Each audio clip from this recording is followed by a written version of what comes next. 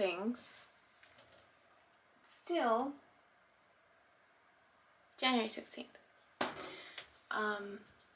Couple things that I was reflecting on this week that came up. So just so I don't forget. With my clients. One, just because they identify that they're an empath doesn't mean they're aware of this world. But they're not.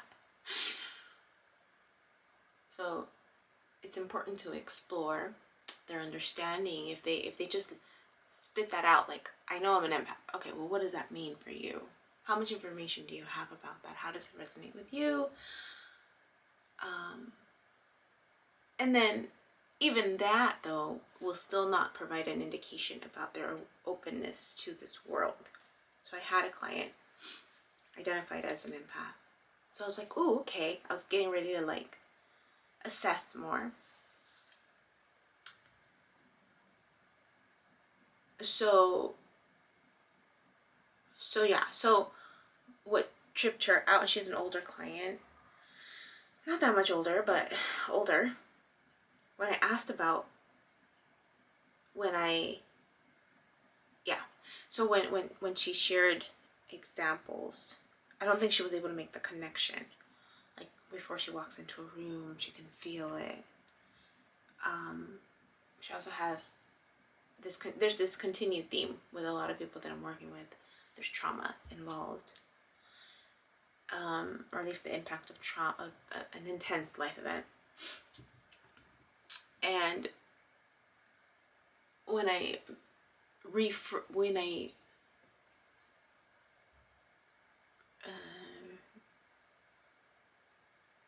restated or summarized what she was saying, I used the word energy, and that freaked her out a little bit. So she's like, I'm a little freaked out the fact that you use the word energy when I was describing her before she entered the room, what she was telling me. So then I said, so you can feel the energy. And then she's like, I'm a little freaked out that you're using the word energy. So that's when I knew. I was like, okay, let me take it a step back. And that's when I assessed a little bit more about her awareness of what an empath was, just to see, like, are we really thinking the same thing? And that's when I figured I was like, okay, she doesn't have a lot of information. Someone mentioned that term, described a few things. She's like, and that's it. That's as far as she went. Okay. So then I went further. Then the thing in my head was energy, right? Why am I sharing? So I'm using this as psycho-ed. That's really what I'm doing.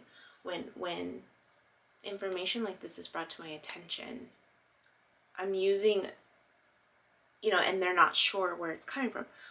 This world that I'm experiencing, I share it as psychoeducation, right? Information, that's all it is, of this world. And then I always include that statement, but it's up to you what you believe to be true for you and based on your beliefs, right? So then I said, some people have this belief. Some people have, this awareness. And then I have to also take it a step back and kind of like teach that emotions are energy. And well, before that, the awareness, because I even did it with another client, also older. I'm getting a lot more older clients, and we were taught also history of trauma. So I'm explaining to them, I'm like, we're an energetic being, right? And even that concept's a little woo-woo. That's the term that's come up a lot. I'm like, woo-woo. But if we think about it, we are energetic beings. And then the first example that I give is what happens when we have a heart attack, right? They pump electricity within us, right? There's an in and out. And one of my clients did a really good job. She's like, I know that electricity has to circle. So when there's a breakage or there's something interfering, you just have to take it apart, take that part out, and then allow it to flow in, and it works again. So for her, I happen to reuse her example to explain energy. So I said, you just mentioned this description to me. It makes sense. And then I said, think about it. our bodies, our heart. And she's like, there's an input and there's an output. I said, yes. And so then I'm like, so it validates this belief, right? We're energetic beings. And then I'm like, what happens when you rub your feet on the carpet? And then you touch them by accident? You shock them, right? We're energetic beings, and or we're a vessel for energy. And then that's when I go into emotions. Emotions are just energy. How do I know that? Think about it. When people bottle up energy and it does, or emotions, and it doesn't come out, it starts taking a toll on your body, right? Stress. And oftentimes when doctors know it's stress related, what do they say? Go do yoga, go relax, go do coping skills, right? Get those emotions out because they're just being bottled up. So I and because a lot of my older clients have more health issues, there's a better connection there. So I'm like, think about it. This, you've heard stress is the #1 killer. I don't even know if it's the #1 killer, but that stress contributes to a lot of health issues. And they're like, yeah. I'm like, okay. Some people, bottles up, poof, explodes, right? Often in an emotional expression. Crying, breakdown, anger, right? And in coping, it's just like allowing some of that to come out a little bit at a time. So that's how to explain energy to some folks about, for them to feel comfortable with the idea that we are energetic beings. Why was this coming up? That was a separate, I know it was tied into something else. I don't know if I shared my wedding story, but it came up. It came up this week. The one client that had dreams and then it stopped because she made a choice, and it was a choice that was going against what her dreams were leading her to believe or leading her to do. And she brought it up and she's like, I haven't been dreaming. And I think she brought it up because we usually process her dreams. She's like, I haven't been dreaming still, but she's noticed an increase in her anxiety. I said, okay, makes sense, right? And I'm just providing reassurance. I'm just like, it's okay, right? Let's talk about what those feelings were, and how and when it shifted, right, in this process for her, to help her connect to when she felt good. And although it was still a tricky situation because she was still grieving, but she was able to identify that, at least when she was walking away from this individual, there was more of a feeling of like, I feel better. I feel a little bit better. Like she acknowledged that progression of feeling better. And now it's like the anxiety's coming back. She's having difficulties. So it's like, okay. So I'm just providing reassurance. I said, don't worry. And again, this is a person that I've already assessed. And there's this belief, right, of higher self. And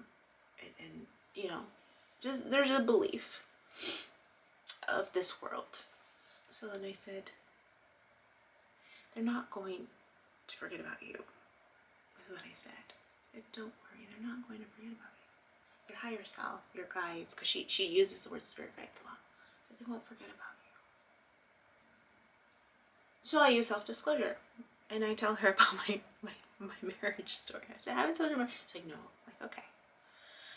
So I said, where I was, the feeling that I couldn't do it alone, that I needed to have someone there. A year before my marriage, I'm seeing all of these signs to not get married.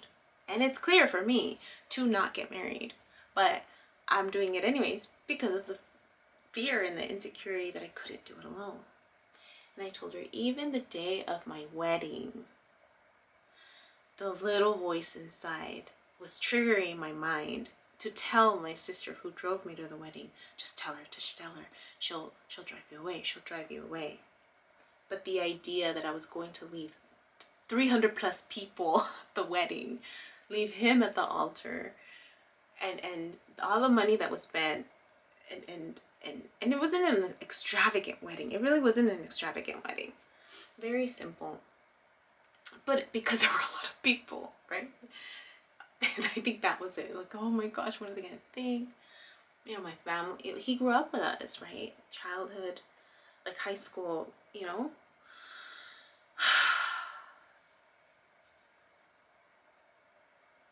I didn't listen. And I shut the little voice up. And then I told my family, I'm like, almost 14 years later, 13 years, almost 13 years later, 14 years later, I get presented with a mirror and the realization of like, I've been lying to myself. I've been lying to myself this whole time. And then I said 3 nights after I moved out, they came back. I started having all of these experiences. I said, so don't worry. I said, don't worry. They're not gonna forget about you. You know, that when you're ready, they will show up again. She was just like, I hope it doesn't take me 13 years. I'm like, don't worry. When you're ready, right? When you're ready, they'll show up. Don't worry. No matter how long it takes, everything is purposeful. You will learn something from this experience.